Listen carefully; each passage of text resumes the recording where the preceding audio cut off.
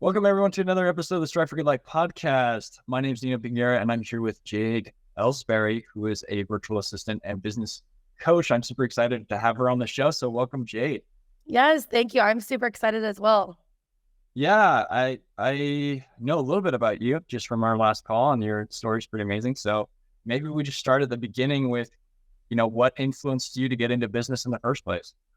Yeah, so it was really finding that freedom in my life. I had just had my second son, and when I had my first son, I was still going to school, and so I already kind of had that flexibility. I was taking online classes, and he wasn't in daycare that much. I had him with me all the time.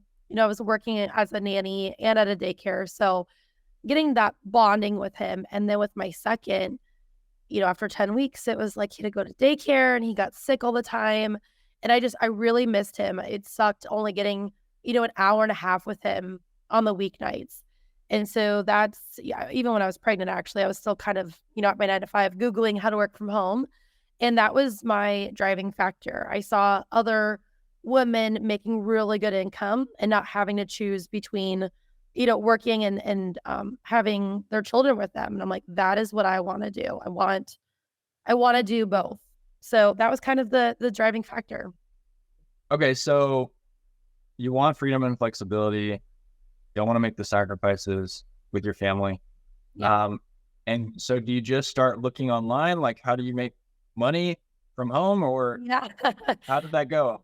Yeah. I think I typed in on Google, like how to work from home and make money.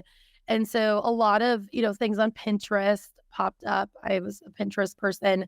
And so I was able to connect with a few virtual assistant coaches on there, ads, different things like that. One of the things I saw was something with Amazon drop shipping or taking tests at home and making money. It was like a couple bucks here and there. I was like, no, I want something to replace my corporate income, not, a few $100s here and there.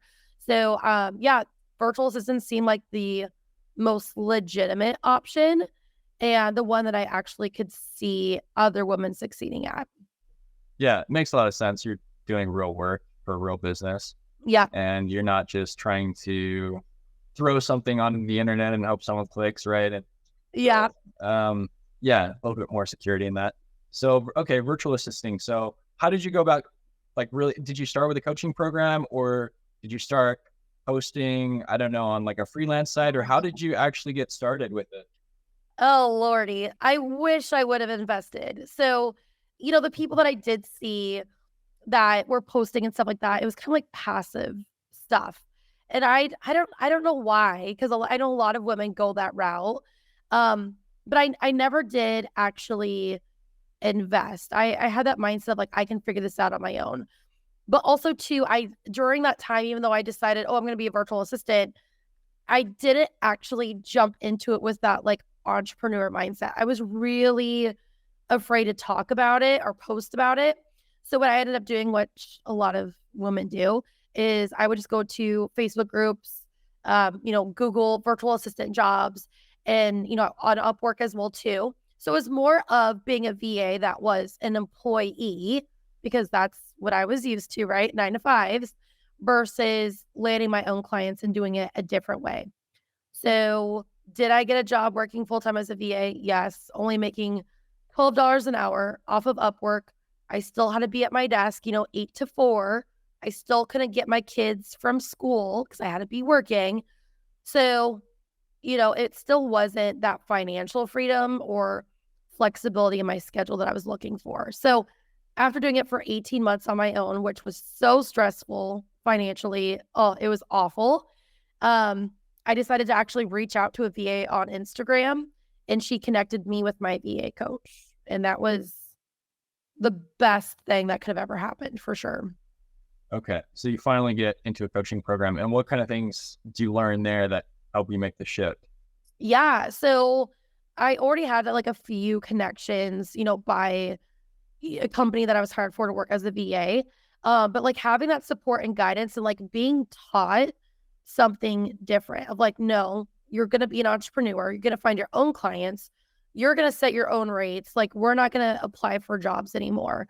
So I think just like having someone there to like help me with that mindset shift, but then also to have actual strategies that worked as well. And within 3 weeks of working with her, I was fully booked out and making 3K, which was my goal for the 18 months that I tried on my own. Yeah. Wow. Okay. So that's really quick to ramp up to that. So, I Yeah. mean, I'm sure the audience is dying to know what kind of secrets you learned that helped you get that many clients that quick. Yeah. So, I mean, honestly, that's what I teach in Rock Solid Academy as well, too. I will say a lot of it was referrals because I did have one client and actually it's so funny too. I got fired twice working as a virtual assistant for other people. And, once it was, I honestly, with the one, I don't even know what happened there, but with another one, it was more so like they weren't making any money. And so they had to get rid of me. And I'm like, this is crazy. Like I want to work with established businesses and like have that money flowing in. So when I got fired from one of the jobs, the client that I did the work for, she loved me. She's like, I don't want to work with them. I want to work with you. So a lot of it was referral based, which don't rely on referrals, guys. But also, too, it was great timing because these referrals were coming in. And because I was working with my coach, she was like, why are you charging only $15 an hour? You've been a VA this long. You know how to do all this amazing stuff. You should be charging $35 an hour. So without her, I would have probably only been making 1K versus the 3K that I was. And so like having her guidance of, okay, here's a contract template, get paid up front, which was huge. Different things like that, like really helped me build more so of a sustainable business and like having that confidence as well too, and not letting other people dictate when they were going to pay me and what they were going to pay me. Yeah. Okay.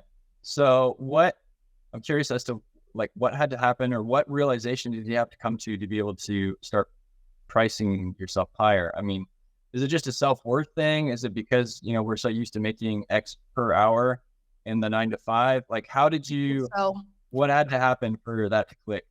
yeah. So my mindset was, okay, I'm lucky enough to get to work from home, right? You gotta have any clients, before this. But I was making 1683 at my 9 to 5. And so for me, I'm like, well, I got to work from home. I don't have to drive anywhere. So yeah, we'll just start off charging $15 an hour. And, it's a little bit cheaper, but again, it was that mindset like, well, I'm lucky I get to work from home. And so working with a coach, she was like, I think it was just like realizing I have way more value than that. And oh, wow, like I really do know all these different things that I taught myself. And a lot of people in the online space need that. But also, too, you're not at a 9 to 5 just sitting, like you're actually doing work. We all know at a 9 to 5, right? Like I know mine before I quit, I'd have all my work done the first 2 hours. So I'd just be sitting there answering phones. Where when you're a VA and you're getting paid to do work, like you're using that brain power the entire time. And not only that too, but like you have to think of different things like taxes, different things you have to pay for to deliver those services to your clients. So I think a lot of it was self-worth and just knowing the value that I could give as a virtual assistant. Yeah, that's really interesting. What a lot of people also don't consider, like, I mean, you're a perfect example of this, thinking that, oh, like, well, $15, it's a discount, but, because of my drive, whatever, I can afford that. But what a lot of people don't realize is that even for the business that has an employee, they're paying more than whatever your rate was, the 16, whatever, right? Yeah. Because of the taxes that they're paying. And so usually I think it's like an extra 20% on top of that they're actually paying for employees, if not more. And so, yeah, pricing your services and not including taxes, that's crazy because I know. like, then your wages actually even lower. Right. And so Yeah. I bring that up because a lot of people that are starting out, that's a classic mistake, is Oh, not understanding 100%. how to value their services. And exactly what you said, like not realizing, your self-worth and the skills that you have and what those are valued at. And so I think it's amazing that you had that transformation, and a lot of people really struggle with that piece. So that's why I'm so curious about it. Okay, so you make the shift. obviously you're a coach now, and Yep. you're not just a virtual assistant. So how did you make the transition from like, okay, I'm freelancing to like, let me actually really make a business out of this beyond just me? Yeah. So if anyone knows me, I just I'm more of that like leadership kind of a person. I think, again, before I just like lacked that confidence or like who am I going to lead, if that makes sense. So as much as I love being a virtual assistant because it did give me that freedom, it did help me, realize like gain more confidence and realize what I was capable of doing. I never was fully, and I hate saying aligned, but like it's so overused, but like it wasn't like, oh my God, I love what I'm doing every single day. And so the thing with me was again that kind of like self-doubt when I went to my coach and I'm like, hey, like, and it's crazy. I got fully booked out. I had all these clients. I had hit my goal. I got a nearly 5K working as a VA really quickly working with my coach. But I still went to her and I was like, I don't want to do this anymore. It'd been 6 months of working with her. And so again, I was like, well, but who, just like as a virtual assistant, who'd want to hire me as a VA? I was very much like, well, who would want to hire me as a coach? But what I didn't realize was that a lot of VAs, because I was never really afraid to like talk about my business or show up, which I know a lot of VAs struggle with. Obviously, I'm a talker. That was not, my thing. So I'd help in my stories and be like, oh my gosh, look what I'm doing. And like, look at my success. And so I already had a ton of VAs in my DMs that I was basically kind of already coaching for free. I mean, I did refer them to my coach. I was very respectful of that. And I think I got her like 5 or 6 clients. Wow. Yeah, She she would loved like you, give I me bet. yeah, she'd always give me a kickback too. But again, it wasn't like I was doing it for the money. I just thought she was amazing.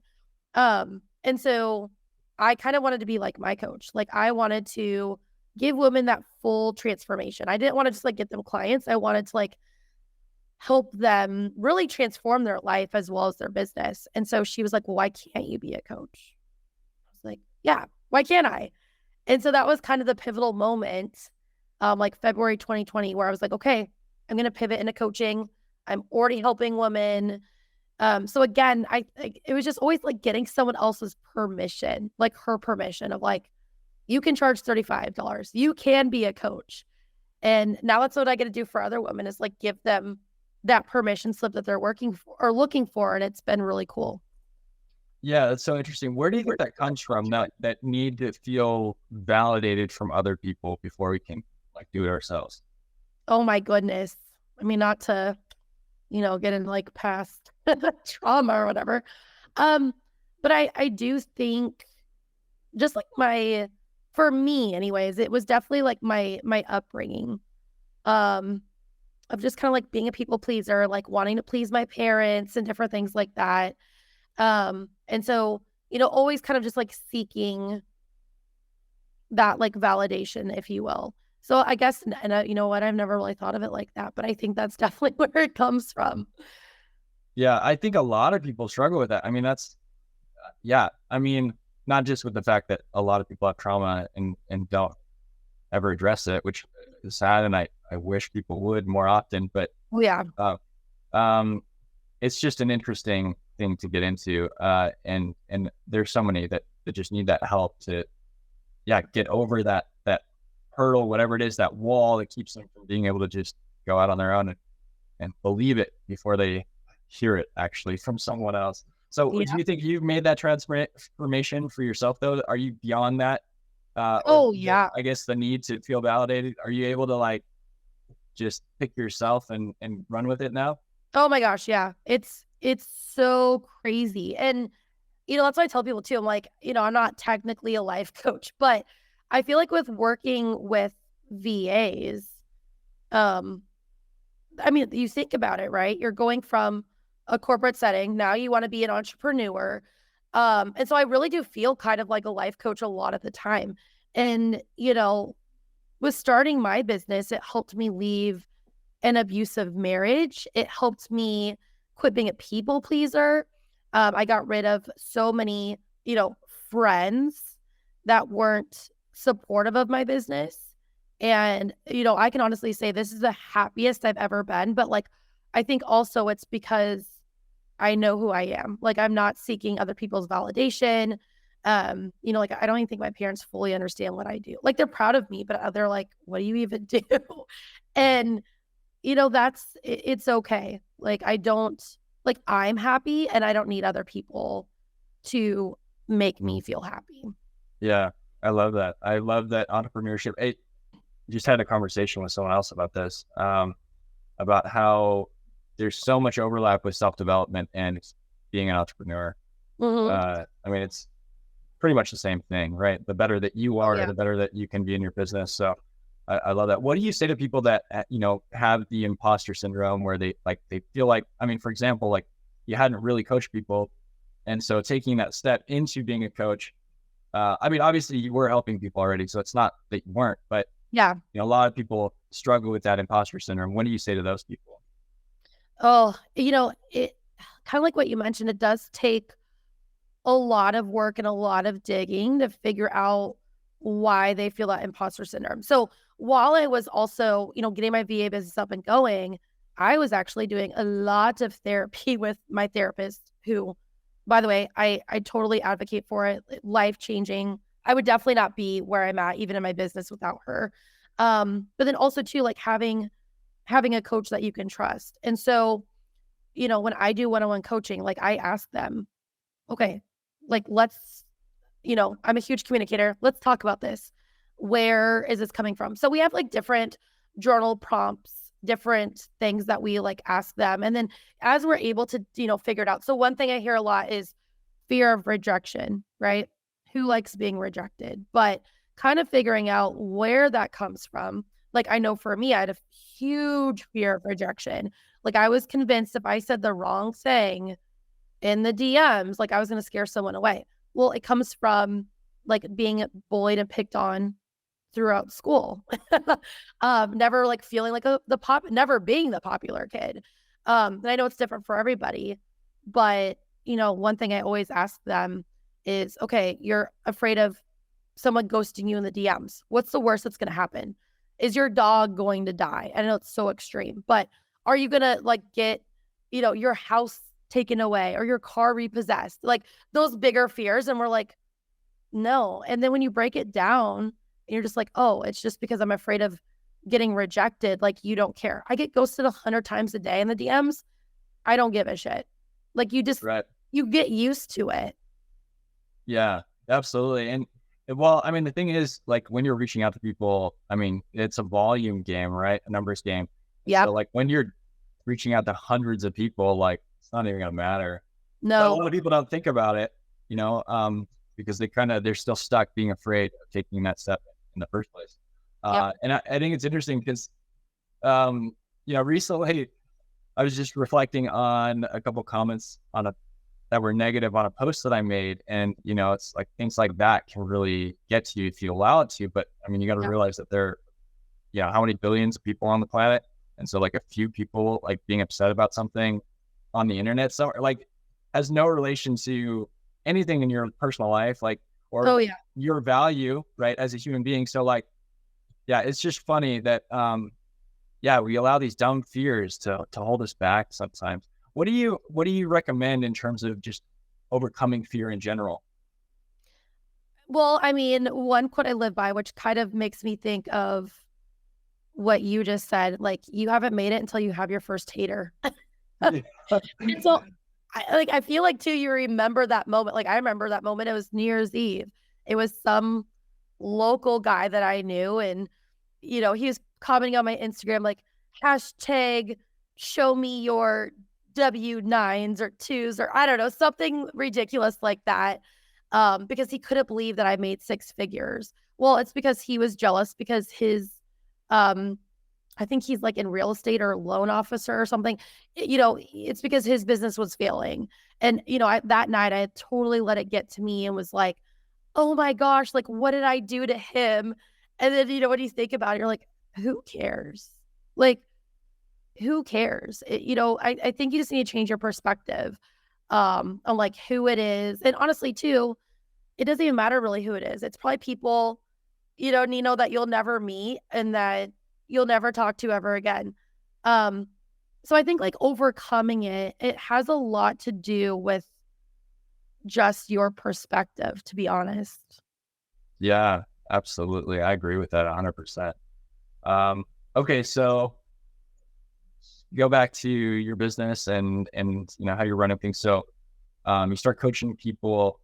Um, is it just because you're a virtual assistant coach, but then also a business coach? So like, was it always kind of mingled, or like did you add business coaching in general onto it later? Like, I'm trying to understand a little bit about that progression. Yeah, so I started up as a business coach, and I'm a big believer of, if you've never gotten XYZ results for yourself, like you shouldn't be coaching in it, right? So like really when you're looking to invest in a coach, they need to be at least 2 to 3 steps ahead of where you want to be.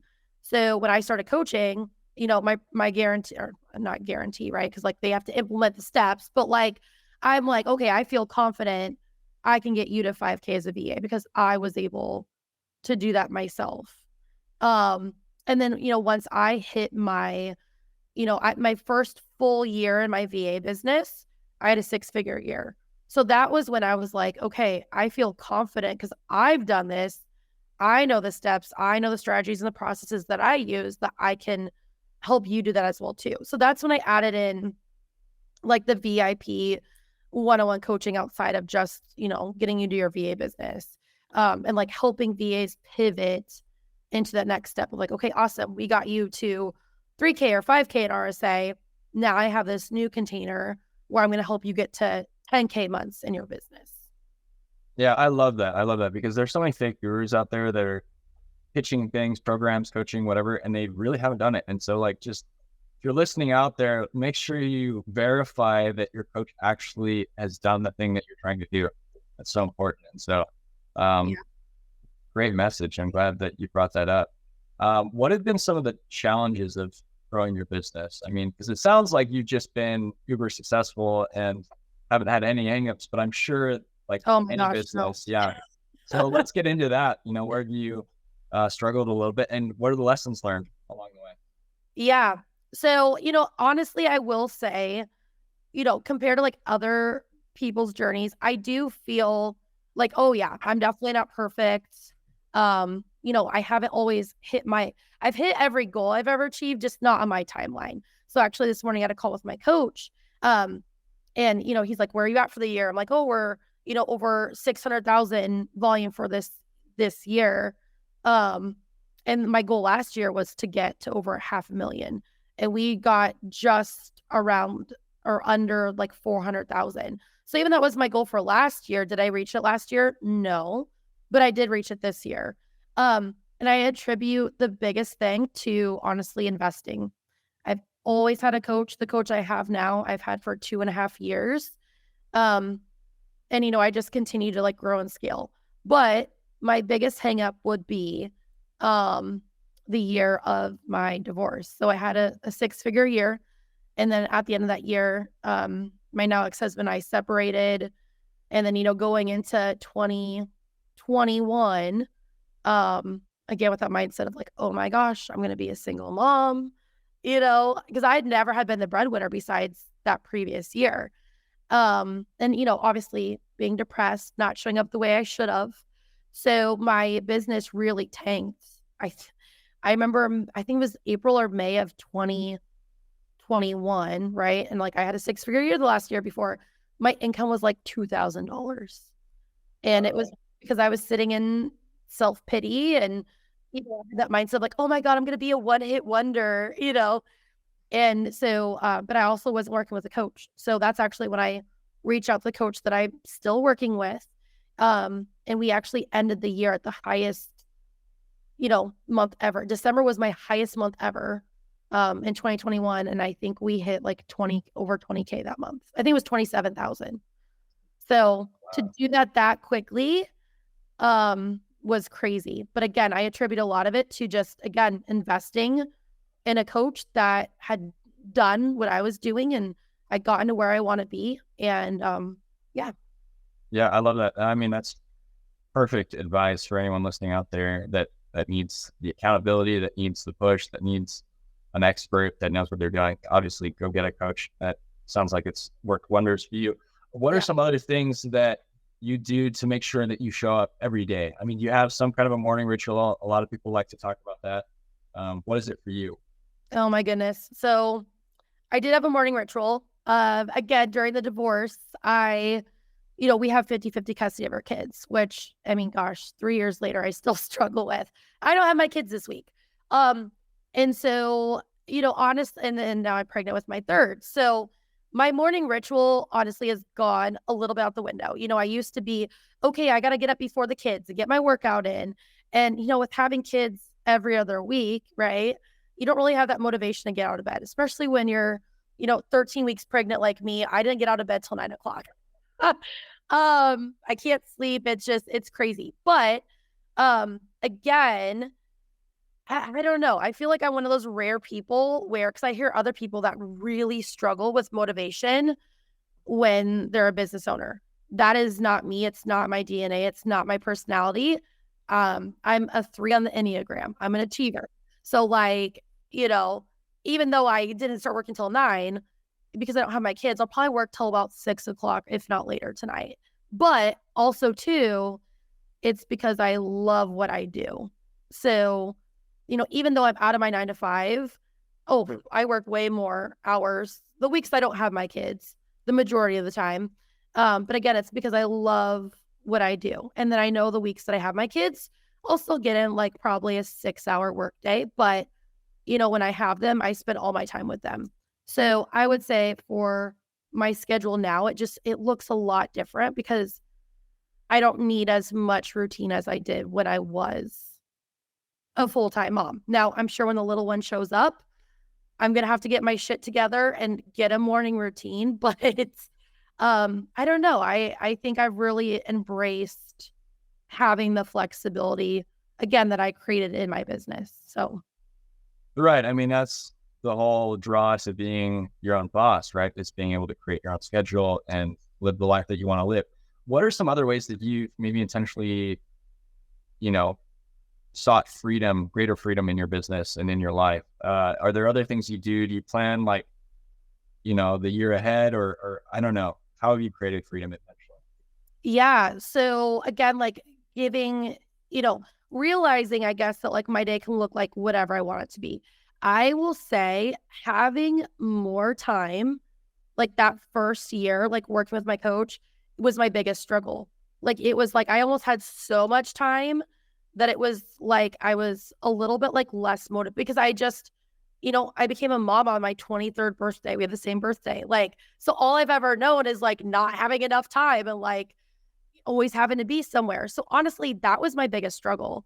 Also too, because I'm kind of a workaholic, which, it's the opposite. I've had to learn how to take time. I had to learn how to take a week off. We just went to Disney last month, which guys, that was on my vision board when I quit my 9 to 5. That was my one big goal. And I finally did it this year. Could I have afforded to do it clear back in 2020? 100%. But again, my mindset was I need to be working. So, it was almost having to teach myself. I wanted the freedom, but then when I got the freedom and the flexibility, I didn't really know what to do with it or how to unplug. And I have an amazing team. I have 11 people on my team.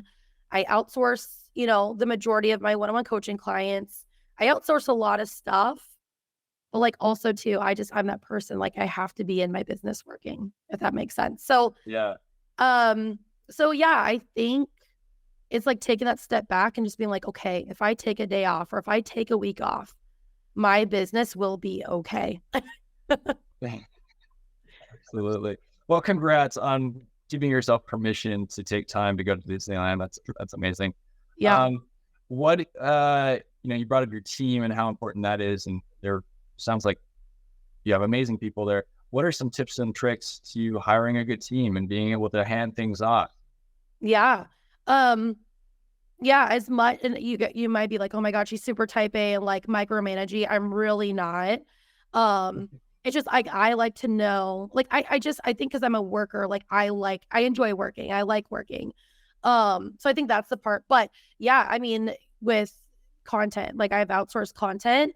I never like we've gotten to the point now, and she's also a past client of mine. So I mean, I know her pretty well, but I never look at like I don't even know what's gonna be posted until I go on my Instagram. I'm like, oh, why is my Instagram blowing up? Oh, it's because, my content repurposer like posted something.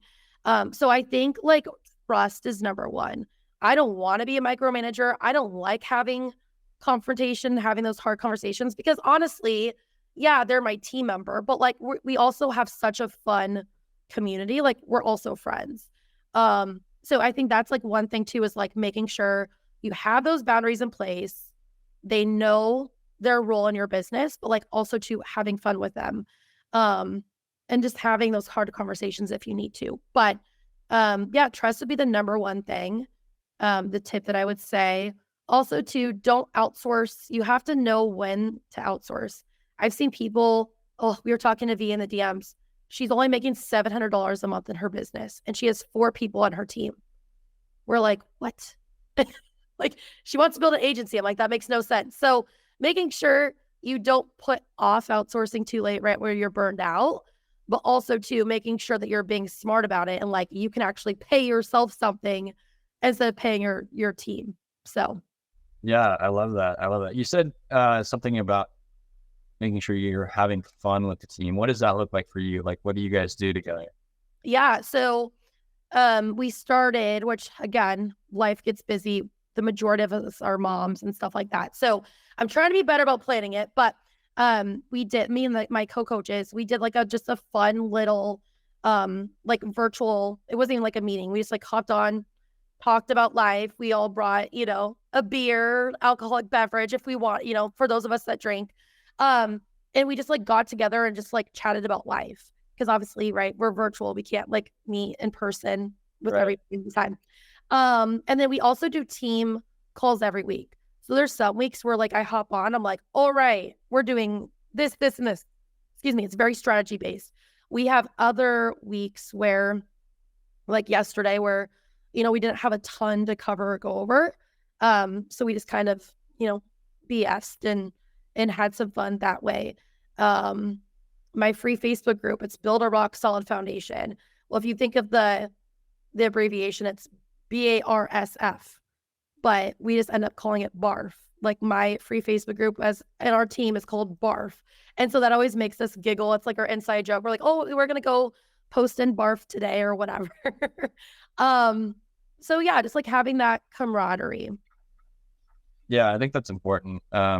Keep the morale and build relationships. Obviously, you got to take time for that. I've seen so many businesses where they don't have any kind of break and just get to know each other, and you feel the tension there. You feel the vibe. It's just not friendly. So I think that's really important. Oh. Let's talk about your marketing a little bit. I think we mentioned a couple of things last time, but Yeah. I'm a marketing guy, so I'm Yeah. always curious, like what are some good marketing strategies that have worked for you? Yeah. So I'm a big believer in just like one-on-one connections. So a lot of what we do in my marketing, and again, like, that's why I do work a lot as well too. Cause like I try and be in the DMs. Do I outsource the DMs? Yes. But do I hop in and send voice notes? Yes. So I know it's not technically marketing, but like I do try and show my face. I also do free trainings as well in my group. That's part of my marketing. Again, like it's that, and I feel like this gets overused so much, but like that heart-centered business.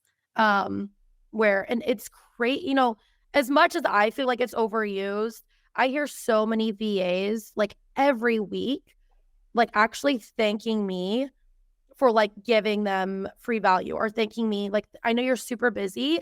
Thank you so much for taking the time to send me this voice note.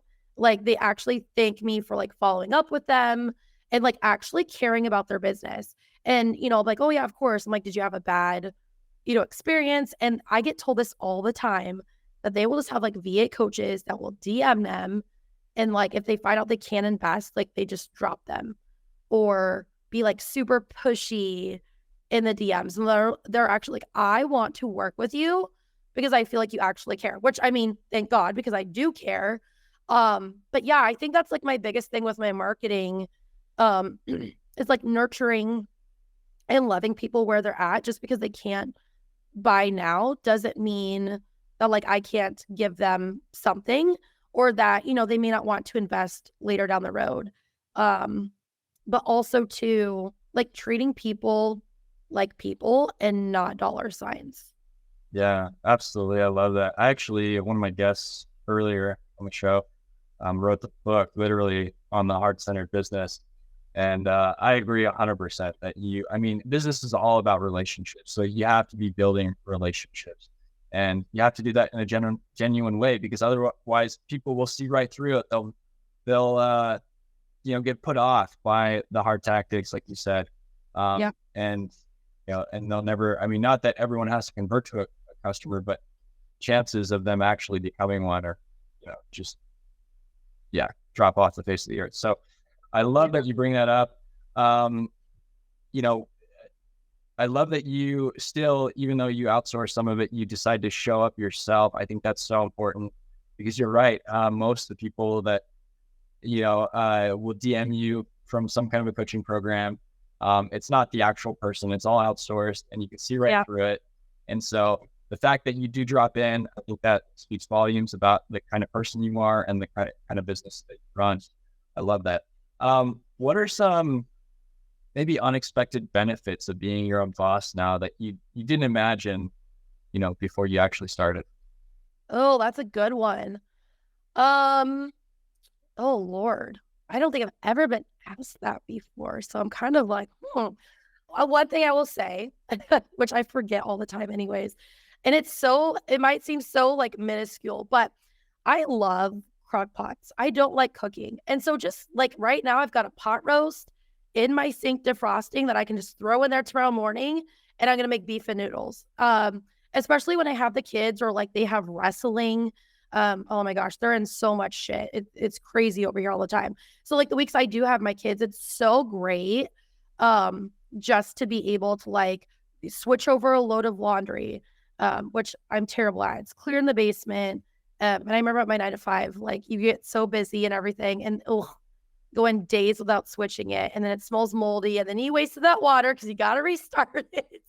And we actually have a one benefit too, which was on my goal list. Like I want to make enough money, because when you work a 9 to 5, you're going through the motions. You're at work all day. You come home, you bathe your kids, you make dinner, and then my weekends, Saturdays, was I get up early, get my workout in, try and clean the entire house, go get groceries, play catch up, and then maybe if I was lucky, I could rest on Sunday, unless my kids had a wrestling meet, and then we'd start all over again. And so I'm like, I want to be able to hire a cleaning person. And so every Friday around noon, we have 2 cleaning ladies that come and clean our house for 2 hours. And it's more of like the deep cleaning, right? Like we got to stay up on the laundry or the dishes and vacuuming and stuff like that. But having someone actually deep clean my house, I'm super anal about a clean house, is amazing. So like, I think that's an added benefit as well too, is just, I can work in my office and they can be cleaning my house for me. It's amazing. Another added benefit, if you have dogs, we got a puppy, not having that guilt. She's still crapped in the house. It's fine. The names for that, right? Yeah. I'm like, I was literally on a call, and like this white chair over here, like I like heard her all of a sudden like projectile vomit all over it. I'm like, but I was like, you know what? I could have left her in her kennel for 10 hours a day and come home to, a lovely surprise in the kennel. I'm like, but just like being able to like potty train or go on a walk in the middle of the day. If I want to sleep in, I can always get my workout in later in the day. Especially with being pregnant. And I told you I had to reschedule a bunch of times because I had really bad morning sickness, like not having to like go to work and, still get work done around throwing up or around nap time. Just different things like that has been really great. Yeah, I love that. I love it. There's so many things that you don't even realize that end up being a benefit. Let's talk about, what kind of value VAs actually bring to businesses? Because they're, our audience, business owners. And so some of them, I'm sure, are considering hiring a VA. Yeah. What kind of things are they able to take off your plate? Oh my gosh. Anything and everything. And the great thing about VAs as well too, because I know a lot of times new business owners, are like, oh, well, I don't want to hire a new VA. I want to hire an experienced VA.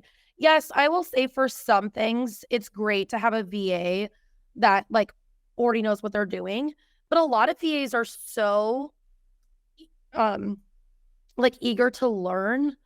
And not only that too, but I kind of prefer hiring new VAs because they always go above and beyond. They're really eager to learn, and you can kind of mold them into what you want, like your own systems. They're not like, so like, I'm only going to use, this platform for leads or, whatever.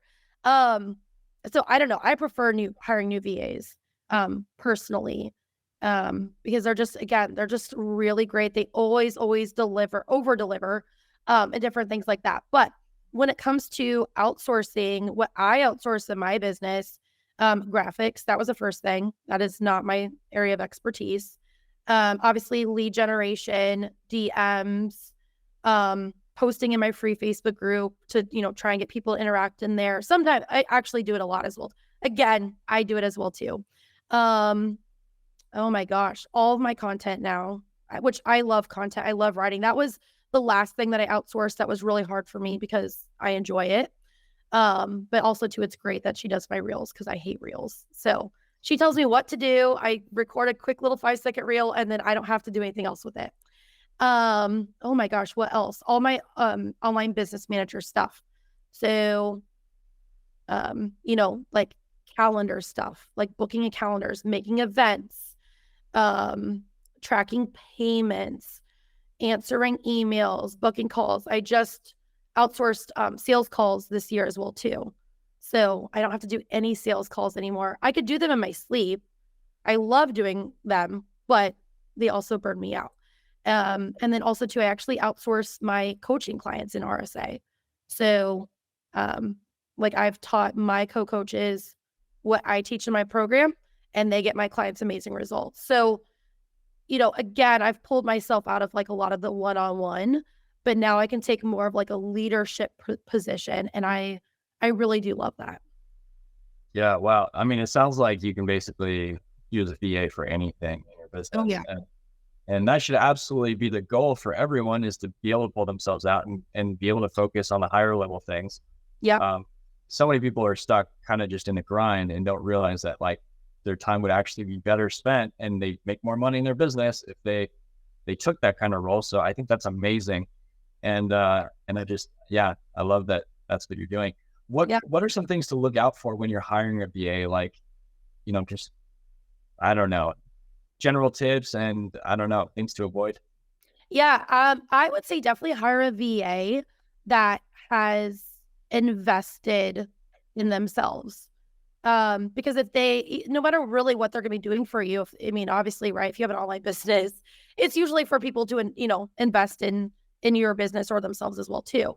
So, you want to make sure that like your VA has had that like confidence of, their own value and worth, I would say. And also too, when they invest, they have someone that like has properly hopefully, right? I know not all coaches are great, but like shown them like how to properly set up their own business to run and manage.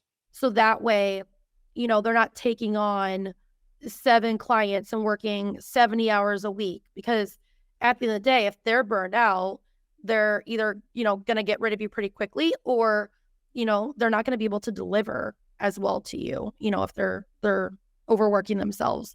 So I would say that would be one thing, making sure that they're good at managing. I have clients that are fully booked out with 30 hours a week and they are amazing at what they do. Something else to look for in a virtual assistant is just like make sure that like what they're charging is equal to like the value. So I know it's probably VAs right now like, oh my gosh, coaches are always like, well, I found a VA to do this cheaper. Cheaper is not better. If you find a VA that is not charging a minimum of $25 to $30 an hour, yeah, you'll be saving money, but it's going to be a freaking headache. I will tell you that right now, because if they're charging $10 or $15 an hour, they don't see the value in what they're doing. So why would you want to hire someone that's going to half-ass the work in your business? Yeah, yeah, absolutely. What would you say to the people that, say, well, like, my VA is in a different country and that's why they're cheaper? Like, does that make sense to outsource it to other countries, or like, I mean, would you recommend it? other countries, yes. Now, I know we're all thinking, right? Philippines. I hear that all the time. Because I hear VAs too, of like, well, they can hire a VA in the Philippines for $2. I mean, I had a business coach one time, which I quickly quit working with him because we do not have the same values. But he's like, you need to get rid of all of your team and go hire for, $2 to $5 an hour. And I was like, no, like that goes against everything that I stand for. And also too, I make really good money. Like, I don't want to, and I've had clients that have gone through my program and they were in the Philippines. And she was charging $5 an hour. And she'd been a VA for 3 years. When she left my program, she was charging $30 an hour. So, we have VAs like from Ecuador, the UK, all over the world that we've worked with. And so, I know everyone's got their opinion on it. And I'm not saying, oh, don't go work with a VA in the Philippines. But, also too, you do need to make sure, okay, is there going to be a language barrier?